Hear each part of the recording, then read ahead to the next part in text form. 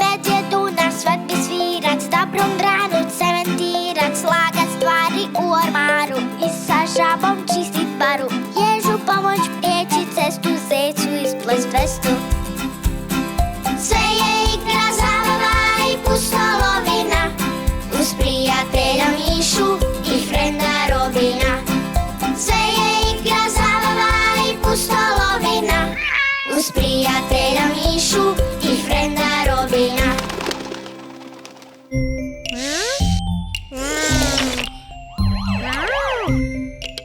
Pozdrav društvo!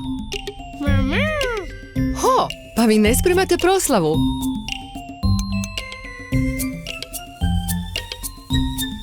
Hej, zar ne znate koji je danas dan? Pa danas je Vjeveričin rođendan!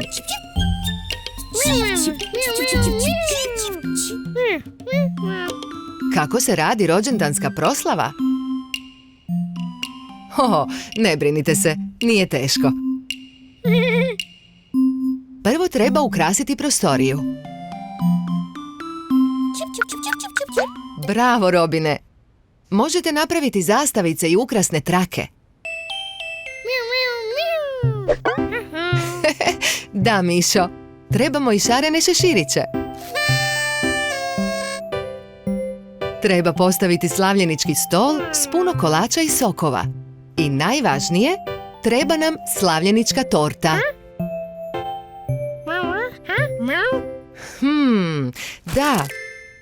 Teško ćete sve to pripremiti na vrijeme. Kad bi vam barem... Oho, evo sovica. I žele vam pomoći. Što kažete, dečki?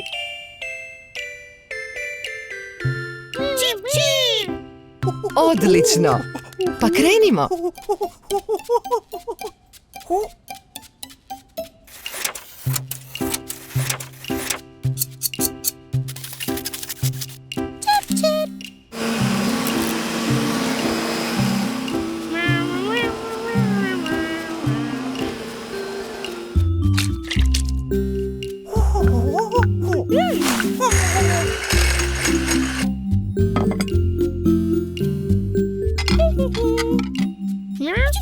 O, došla je Vjeverica. Brzo, svi se sakrite.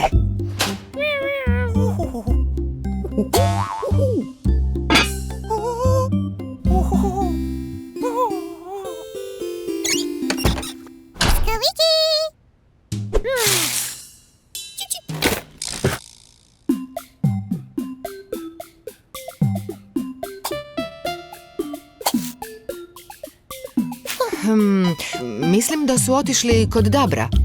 Da, kod Dabra su. Ovo je bilo gusto. Moramo brzo sve pripremiti prije nego li se Vjeverica vrati.